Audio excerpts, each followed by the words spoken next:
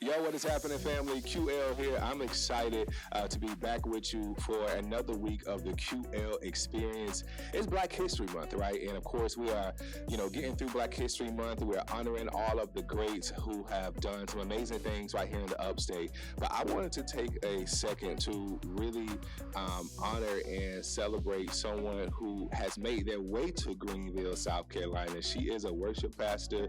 You may have seen her at Love Story Church, where John Gray is the pastor. She is an alumni of Miles College. She's founded a sorority, a Black-owned business. I mean, all the things. And she goes by the name of Alesia Hicks. Welcome to the QL experience. Hello. Thank you for having me, QL. Absolutely. Now, real quick, Alesia, because a lot of people don't know you as like a upstate native, right? Like you came by way of Alabama, made your way all the way down to Greenville, but kind of talk about how did you walk inside the role of becoming the worship pastor at Love Story Church? Woo! First of all, like you said, I'm from Birmingham, Alabama. I'm a Southern girl, country girl, hood girl, all the things, right? And so I moved to Atlanta, stayed there for like 7 years and kind of got into the background scene. And I was able to sing background and sing with the worship team in some of the churches there. And the opportunity came to me to actually start there, Relentless at the time in Atlanta, to actually sing on the worship team there. And from that point on, Pastor John Gray, Pastor Aventer, they seen me, talked to me, we had a whole conversation. They was like, hey, how do you feel about moving to Greenville, South Carolina? I was like, who? Greenville, who? Yeah. Like, first of all, I've never heard of Greenville, and no disrespect, because I absolutely love it here. But that was my first time hearing it. And so I prayed, talked to God about it, even talked to my mom about it. And she was like, this is a move. Yeah. So I went ahead and I did it, and I am here, and I absolutely love it. What is it about Greenville that excites you the most? Like, I'm not gonna lie, in the wintertime when we have the ice skating rink downtown, that's one of my all-time favorite things to do. But what are some of your favorite things to do in Greenville? You want to know what's crazy? Because I've only been here 2, going on 3 years at this point, right? I've been able to explore downtown, some of the, scenery, hiking and stuff like that, because I do like to do stuff like that. But you want to know what I value the most about Greenville? It's probably the fact that I receive so much peace here. Like, I'm able to settle, no hustle and bustle, no fast life. I'm able to go home, sit on my balcony, enjoy the skyscraper, like all of the beautiful things that we, sometimes don't even pay attention to at times because we live in, life is going on. But to look in the sky and see how beautiful and colorful the sky is, to me, those are the things that really attract me to Greenville. It's just being able to just sit back and just breathe for a minute. Yeah, I mean, and while listening and watching the QL experience too. Period. I'm just saying, real quick, family, because today's episode, we're going to talk about all the things. Of course, it's Valentine's Day weekend, so I want to get inside of that because there's some people that are single now, right? Yes. And they're trying to figure that out. It's Black History Month. You're a worship pastor, so I want to talk about all the things. But real quick, for Valentine's Day, like, what is the vibe for you this year, Valentine's Day? Okay. So I'm single. I've been single for a while. Yes, I've been dating, but I mean, it is what it is. Some work, some don't work, and I'm single. So at this point, it didn't work, right? So the vibe for me is basically to love on myself. You know what I'm saying? Pour into myself. I'm probably going to take myself out, eat, buy me some flowers. I'll probably buy me a teddy bear like I did last year. And just enjoy myself and the peace that I got, because I ain't got to worry about you know what I mean? No, absolutely. So what's that one thing, though, that is bringing you joy in 2026? I think getting to know who I am more. I'm 40 years old. I know I don't look like it. But getting to know who I am, the likes, the dislikes, just getting to know who Alesia is all over again, because we go through these phases of life, right? Yeah. You go through your 20s, you're having a ball, all the things. 30, you're actually learning, you're growing up, you're learning how to be an adult. We paying bills, we doing all life the things. Life is changing. You see what I'm saying? Yeah. So at 40, it's like, we're good.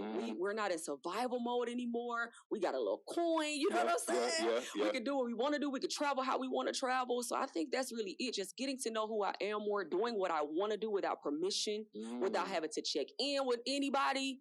Living life is what's bringing me joy. So what would you say you have learned about yourself in this season of your life? Jesus.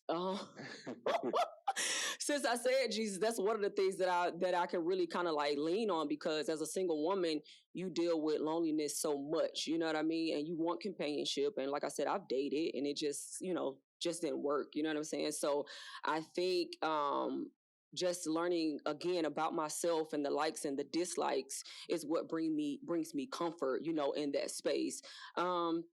Honestly and truly, and as long as I've been single, I almost kind of like my singleness, QL. I'm not gonna hold you. Like, break that down for me though. Okay, so hear me out. I come home in peace. I leave, I come home, I go without permission, right? I don't have to worry about nobody. I don't have to check in. And so you kind of get used to that. Yeah. You know what I'm saying? You kind of get used to those moments where I'm able to spend time with God without interruption. You kind of get used to those moments and come home and cook. Yeah. You ain't got to, well, what you want? Well, you want this and I want that. I ain't got to. So it's almost like you're starting to enjoy those moments of just being by yourself. And I know for some people, it's like, why do you want to be by yourself? I don't want to be by myself. I do want a companion. I do want to love somebody. I do want somebody to love But me. you have learned how to be by yourself, though, because some people don't know how to be by themselves. Yes. And I think that's what a lot of people, single people, are struggling with during this weekend, because they're trying to understand, well, what does love look like for me? As a single woman, as a single man. And so maybe you answer that question. What does love look like for you as a single woman, though? Love for me looks like choosing me. You know what I mean? I could have been married. I could have been a mommy. I could have been all of those things, but I won't settle. You know what I mean? I'm not settling. So that's what love looks like for me. Being honest with myself, realizing what it is that I actually want in life. Because sometimes, I remember I went through a phase, QL, where I was like, I don't want no marriage. I don't want no kids. And I was lying to myself. But I was lying to myself as an actual coping and defense mechanism, because I don't have it yet. It's not tangible in my life yet. So it's like, I'm driving myself crazy thinking about, when is it going to come? Okay, Lord, you told me this and you promised me this and you said all these things, but it's not here yet. So instead of driving myself crazy, I'm going to accept the promise that God given me, and I'm going to live my life in the process. So, and I think that's a great moment to kind of talk about, right? Because what is it like going through the process, right, where you're on stage and you're leading worship, but you're leading worship to people that are married, to people that are in relationships, that are in love, and you're trying to understand, like, God, when is my time? What is that like? I think people often forget that we were literally created to bring and give God worship. We weren't created just to get married. We weren't created just to be in relationships. But there's so many women, though, that feel as if their fairy tale life is to get married, to have kids, and to do all the things. But you're saying that we weren't created to get married. You got to think about it. When the Lord created us, we were created in His image, right? Yeah. He didn't say we had to necessarily get married. And on top of that, QL, everybody's assignment on earth isn't marriage. Some people are actually going to be single, and it's okay. Look at Oprah. Single, wealthy, rich, all the things. Like, look at Oprah. Look at your Tracy Ellis Rosses, and like all of these people who are successful, and they're choosing to actually be single. You know what I'm saying? You have to become content in whatever it is that this life is giving you. Whatever cards that are dealt to you in this life, you have to be able to play that hand, not the hand that somebody is trying to give you. You play the hand that the Lord has given you, whatever that looks like. But that comes from seek. That comes from relationship with God. So yes, I lead people that are married, have kids, all the things. That's not going to stop me from doing my assignment of leading people into worship, because that is literally what we were meant to do. Ooh, that's good. So when we talk about worship, have there ever been a time for you where you had to sing something that you would still believe in God for? Absolutely. That'll never stop. You know what I'm saying? From glory to glory, from faith to faith. That means I go from one stage of life, one level of life, and once the Lord processes me through that and I'm completing that process, guess what? You on to the next level, but that next level has a process too. There have been times when I had a cousin who was dying from colon cancer, and I led these people into worship, but I had to tell them in the moment, like, hey, I'm not going to even hold y'all. I don't even have it to worship today, because I've seen God do miracles for a lot of people and heal people from cancer, but my cousin got to go. You see what I'm saying? But that still doesn't stop me from believing that God is a sovereign God. He's still the God that made me. He's still the God that I trust. And at the end of the day, my cousin was God's child. So how selfish of me. Yes, I love my cousin. I would love for her to still be here. But how selfish of me to say, okay, God, don't take her and she's suffering? No, absolutely. It's unfair. You know what I'm saying? So absolutely. I've been on that stage multiple times and had to sing people through a lot of things that the Lord hadn't even done for me yet. But guess what? I'll wait on Him until He gives me His perfect plan. Woo, man, that is so good because, I was thinking about those times. Like, there has to be times where you wake up and maybe your heart isn't there that day, right? Yeah. And maybe you're still trying to figure life out. You don't went through your own thing that week, but you know the assignment is still on your life. Absolutely. Is it ever like feel like a great amount of pressure, or you just know that assignment is on your life and this is what God has called you to do? Woo! Without pressure, you don't get diamonds. You know what I mean? You know what I mean? Say that now, Alesia. Without pressure, you do not get diamonds. You can go through in God, with the relationship with God, with the covering that He has over you and with the love that He gives, you can go through fire and never smell like smoke. And that is literally my life. I have been through fire, but I don't look like what I've been through. Yeah. And I don't smell like the smoke of the hell that I've actually been through. You got to know who you are in God. Yeah. You have to know who your identity in God is, not what you do. Right? Because we always, especially in the church world, we always wrap ourselves in this thing of like, oh, I'm the pastor and I'm the deaconess. You know what I'm saying? And it's just like, oh, it's a title, but who really are you? Yeah. You know what I'm saying? So when the deaconess position leaves and the pastor position leaves, you lost your mind for the most part because you don't know who you are in God. You don't know who you are in your life and in this world. We were all like sent here for a purpose. Yeah. Find out what that purpose is. I sing and lead people into worship. That's a part of my purpose. But that's not all that God put me on this earth to be. I love that. Alesia, so when did you find out who you were though? Woo. I'm not gonna hold you. I knew as a little girl who I was. And I'm gonna tell you why. So you knew that you were destined to be a worship pastor though? Not a worship pastor, but I knew that the anointing on my voice was a thing.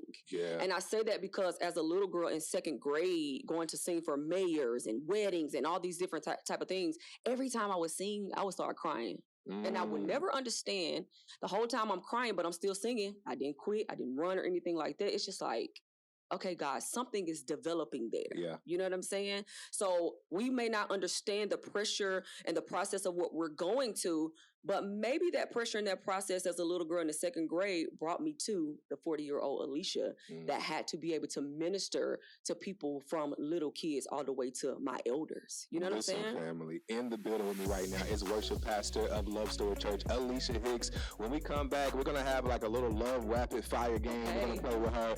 We're going to talk about her going to Miles College. You see the sweatshirt she has on. She's created a sorority, all the things. That is coming up next right here on the QL Experience. Hey y'all, this is Alesia Hicks. I am worship pastor at Love Story Church, and you are now watching the QL Experience. Welcome back to the QL Experience. Of course, I'm here with worship pastor Alesia Hicks. You can catch her at Love Story Church Sundays, 10 a.m., right? Yep. 10 a.m. Get there on time. That's all I'm going to say. Get there on time.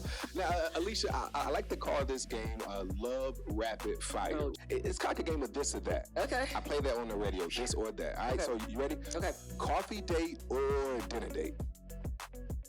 Dinner date. Dinner date. Okay. Worship playlist or R&B playlist? R&B playlist. Who you playing right now? Ooh, gee.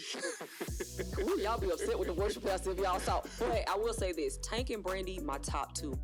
I don't care. Okay. I like that. Still love God. Right, still love God. Online shopping or in-store shopping? Online. Online shopping. Okay. Silver or gold? This is going to be funny. I'll say neither. But if I chose off of my complexion, I'm going to say gold. Gold? Okay. I like that. Early mornings, now I already know the answer to this. Early mornings and late nights? Early mornings. What I tell y'all, there's no such thing as late nights in Alesia's life. Not at all. Because she's out of here by 9 o'clock and then up in the morning at 4 o'clock in the morning. Doing God knows what. Probably praying at that time, though. And last one, silence or background noise? Silence. Yep. What is it about the silence for you? Because a lot of people can't stand to sit in silence. I think when you learn who you are and learn how to sit with yourself, the silence actually becomes a little bit more comfortable. When I was younger, silence wasn't really my game. You know what I mean? Yeah. But because I am in the forefront now, and that's all I hear is noise. Yeah. When I come home, don't talk to me. Yeah. I feel that. Listen, I'm the same way. And I love people. I talk all the time, but when I get to the crib, it's like a certain energy that just comes over me where it's just like rest. And like, hell, because there's times we'll be on FaceTime and I just sit there. I need to rest my mouth. I need to rest my mouth. Listen, Alesia, you are also a graduate of Miles College. Shout out to all the HBCUs. You actually have some friends that I saw during your homecoming weekend that are part of the greatest fraternity, Phi Beta Sigma Fraternity Incorporated. Go Mob to all the good girls. We'll talk about your HBCU experience and what was that like going to Miles College? You want to know what's crazy? I wasn't supposed to be at Miles College. I had a friend, one of my best friends to this day. She went and was trying to register, and some type of way I ended up registering too. So I was like, okay, cool. She never went. I ended up going. Wait a minute. So your friend never went to the school? She never went. Okay. Yeah. Sometimes you just gotta have somebody to usher you into your destiny. You know what I mean? Yeah. But she never went. She ended up going to Alabama A&M and graduated with her degree there. But I ended up going, and when I talk about the best 4.5 years of my life, I am a founder, one of the founders out of 6 of Lambda Psi Gamma Sorority Incorporated, founded on the campus of Miles College in 2008. And honestly, we were a part of an actual auxiliary group. And that particular auxiliary group could no longer operate on the campus. And we said, you know what?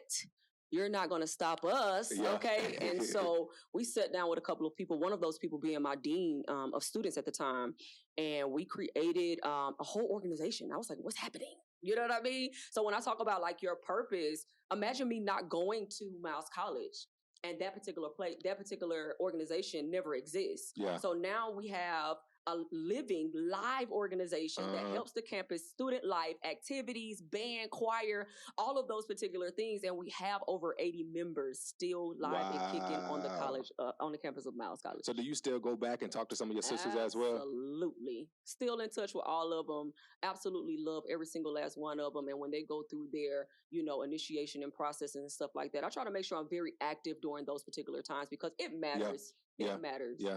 Why do you think this sisterhood was so important for Miles College? I mean, you 6 women, y'all came together, put this thing together. What was the heart behind creating this, though? I think there is so much fear when it comes to joining organizations or on a campus, college campus. When we talk about the Divine Nine, sometimes people are very intimidated by that. Yeah. Great organizations, of course, because I've seen a lot of their work. But sometimes you have to meet people where they are. So to create the sisterhood in Lambda Psi Gamma Sorority Incorporated was to give people, women, the opportunity who don't have siblings, the opportunity who may not be that social butterfly, to come in and actually get into a sisterhood that we actually love and like each other. Right. You know what I'm saying? And it gives you the opportunity to kind of walk through college, and you don't have to walk through college alone. And honestly, I think that really speaks to who you are as an individual, also as a business owner as well. I love to highlight Black-owned businesses right here on the QL Experience, especially Black-owned businesses with purpose. Yeah. And you have one that I was kind of really, it kind of threw me off because I know you as a worship pastor, I know you as friend, but then I'm like, wait a minute, you sell earrings, you got the dresses, all the things. Kind of talk about that real quick. I learned probably a little bit after college, after my master's degree, that I don't want to work for nobody. Okay. And a lot of people, unfortunately, are coming into that era of themselves. And I was an accessory girl. I wanted, to wear earrings. I wanted to wear rings. I wanted to wear necklaces and stuff. And so back in 2015, I started the Garden Jewelry Store. And I was actually doing it to the point where I was like going and purchasing other products and then reselling. And then I was like, no, the actual magic is in hand making. Yeah. And so I decided that tassels was going to be my niche. And around about pandemic, who would have thought that my company would be a 6-figure company? Yeah. In the pandemic. Yeah. But when the pandemic came, though, like there was a lot of people that was able to take advantage of that. Because think about it, there was so many people at home. People were just buying stuff because the unemployment was coming in. So people were spending money. PPP. and here's the thing. If you knew how to use social media, your business did well. Yeah, it did. Absolutely. So you start the business and you got the earrings, you got the dresses, you got all the things. Yeah. When did you realize that this was something that was transforming lives of women as well? Let me tell you what changed my life. I will never forget it. A young lady emailed me and said, hey, I need a pair of earrings with these particular colors. And I said, yes, ma'am, because I do custom, orders as well. And I said, yes, ma'am. She said, I'm doing these particular colors because I'm getting ready to bury my son. And those were his favorite colors. Oh, wow. And to me, although I was doing this and I was hand making all the things, to me, that gave me more purpose. Because when I do make my earrings, I do pray over my stuff. Yeah. You know what I'm saying? Because I don't know whose home they're going into. Yeah. So let me just send a word and send a prayer with you as well. So when she told me that story, I said, Alicia, you have a gem. You know what I'm saying? You get the opportunity to be in these people's homes and in these people's lives without physically stepping into, you know, their lives and how they live. Yeah. So, and she ended up sending me a picture and like everything. And I was just like, wow, to be able to make a pair of earrings during the time that she needed comfort. Yeah. Yeah. To me, said everything I needed to know. Yeah. Well, listen, family, we'll definitely post all that in the caption so you can check out the jewelry store, get you a couple of dresses as well. I do want to ask you though this before we go. Okay. There's women that are watching right now, and maybe even men as well, that is sitting at the crib. It's Valentine's Day weekend. They ain't got no boo thing. What would you tell someone who's waiting but still wants to live a full life, I guess I would say, because I watch you, and not only are you a worship pastor, but again, you're a business owner as well. You're a founder of a sisterhood, but you're single. Yes. And you're trying to figure it out in your 40s. What does that look like? And like, how would you encourage that person that's sitting at home watching this and like, look, QL and Alesia, time is ticking now. I'm ready to get in a relationship. You hear me? Yeah. Real quick. What I will say is God's timing is perfect, right? We think that we're behind, but in reality, we're not. God does not operate in time, right? So while we're thinking, oh God, you taking your time, this is going too slow. In his mind, he's saying, no. You're my child and you're precious to me. And I just can't give you just to anybody. So I know you're going to be frustrated. I know you're going to even be discouraged at times, but I need you to trust me in this process. Because if you trust me in this process, everything that you've prayed for, everything that you've been believing for, even the things that you have written down on your list is going to far exceed all the things. He said, I'll do the exceedingly abundantly above all that I can ask, think, dream, or imagine. So imagine me thinking of what I want and God topping that. Yeah. I would rather wait on God's absolute for me than to settle for the less than. See, but I hear you saying like wait, right? Yeah. And there's nothing wrong with waiting, but there's some people that says, I've been waiting too long. I've been in too many failed relationships and I think I'm done with this. I don't want to do any more relationships. What do you say to that? Keep going. I literally just recently came out of a situation and I told the Lord, don't worry about it. I'm good. Because it can be discouraging, but you have to listen, give yourself time to get picked up from whatever that blow was, get back up and keep going, because regardless of you not having this relationship, your life still goes on. And it will be a disservice of you to pause your life because of the one thing you don't have.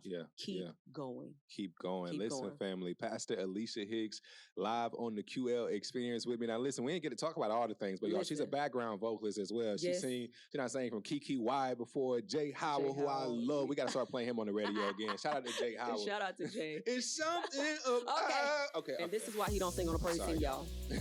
But Alesia, no, honestly, thank you so much for stopping by the show this Valentine's Day special. I think that there were so many people at home that needed to hear from a single individual, right? A single individual that is waiting, but also a single person of influence as well. And I think you have really allowed us to come inside of your life. Y'all, she don't talk this much. I don't. She don't talk a lot.